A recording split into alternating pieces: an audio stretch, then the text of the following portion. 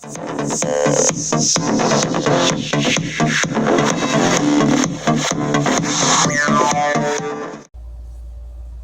YouTube, this is NJ405, and what I have for you again is another Bluetooth speaker. This one is more of a rebuild. I went to my favorite store, the Goodwill, and found myself I believe they're called a hi-fi, Logitech hi-fi. I believe this might be the number 2, not sure. I got it for $5. But anyways, I looked online to see if anybody did any kind of rebuild or anything like that, and I didn't find nothing on it online. Didn't find nobody. The only thing I kept finding was people that were trying to, you know, it's an old Apple iPod, Apple IS4 or 4S phone docking station. Nobody ever really uses those anymore, and I guess what everybody was doing was converting them to Bluetooth by attaching either one of those adapters that adapted to the same kind of docking mechanism, or they would, you know, put a USB powered Bluetooth in the back of it. Anyways, I didn't see nobody trying to do any kind of DIY rebuild, so I was like, well, okay, you know, I'll give it a shot. I noticed that they were saying they were getting 10 hours of play, and when I opened it up, it only had like a 2200 milliamp lithium ion battery, just one. So in this one I actually used 3, I believe they're 1800s. This I went with lithium polymer only because I needed something small, but this one I ended up going like around 3800 to 4000 milliamp hours, so I should probably get about twice the play. I also converted it to Bluetooth using one of the little USB conversion kits, and I noticed with a lot of other people they were having an issue with they were saying that because they use the same power, they were having some kind of feedback into the speaker. Well, I kind of bypassed all that by using the protection circuit of the TP4056 and the protection circuit that was originally on the hi-fi or the Logitech, and I don't know if that's what helped, but I don't get feedback anymore, so that might be, you know, a tip going forward if you're ever going to use one of these. Just maybe make sure you can use the same battery, just make sure that whatever they got going out to it has its own protection circuit, or you'd have to see how I kind of built it. Anyways, you'll also see how, you know, I tested it out. It sounds great. It actually sounds better than it did before I built it. I didn't do no testing on camera, but I just tested it to make sure it worked before I took it all apart. But here we go. This is my take on a Logitech hi-fi devices in the description. I would like to thank JLPCB for sponsoring and making this video possible. JLCPCB is one of the largest prototype manufacturers in China, with over 10,000 PCB prototypes ordered and produced daily. Their warehouse has an overall location size of 4,000 square meters, where they do 1, 2, and 3 layer or even multi-layer PCB prototypes. Upload your Gerber file with prices starting at $2 for standard PCBs. Make sure to visit JLCPCB's homepage, jlcpcb.com/, or use the link in my description. Click the Quote Now button, add Gerber file,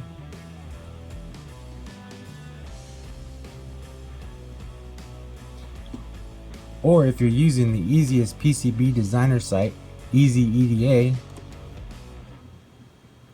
click the Generate Fabrication file, where it will show you your Gerber file and ordering information. Click the Order at JLCPCB, where it will download your Gerber file automatically. Click your free color silkscreen, green, red, yellow, blue, white, or black, and then click Save to Cart. Click the Checkout Securely button, where it will ask you your shipping address, shipping method, submit order, and payment. It's that easy to get your quality $2 PCBs at JLCPCB in as little as 3 days. Thanks again, JLCPCB, for sponsoring this video.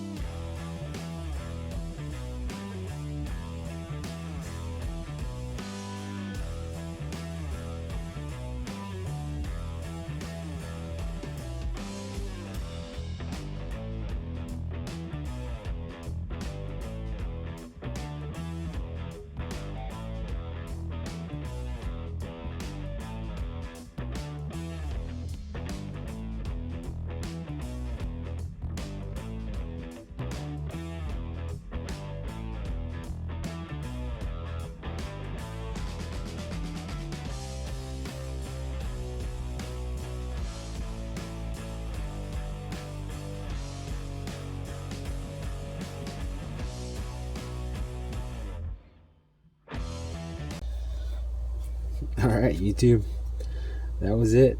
That was my, I don't know if it's a genius way of building one of these or rebuilding one of these, but I mean the total cost had been under 10 bucks. It was actually super cheap to build this thing.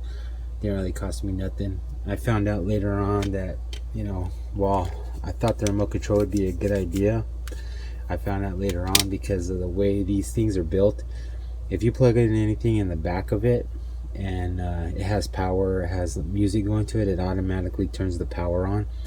So when I turn on the Bluetooth module, it automatically turns the power on here. So I mean, this thing's almost pointless. I mean, unless I want to turn it up or turn it down or turn the bass up or whatever. I like having this on here because it tells me, you know, how much battery I have in there, and I also have one of these for charging. That's why I put the DC plug in the back, because I have a USB to DC adapter. I actually have a few of these I bought not too long ago, and I was trying to figure out a way to use them, and little projects like this will be perfect. So I'll end up using this with probably any 12 volt adapter or whatever, or any 5 volt adapter, charger, or whatever I have on hand. But that was my take on this DIY Bluetooth speaker, another one.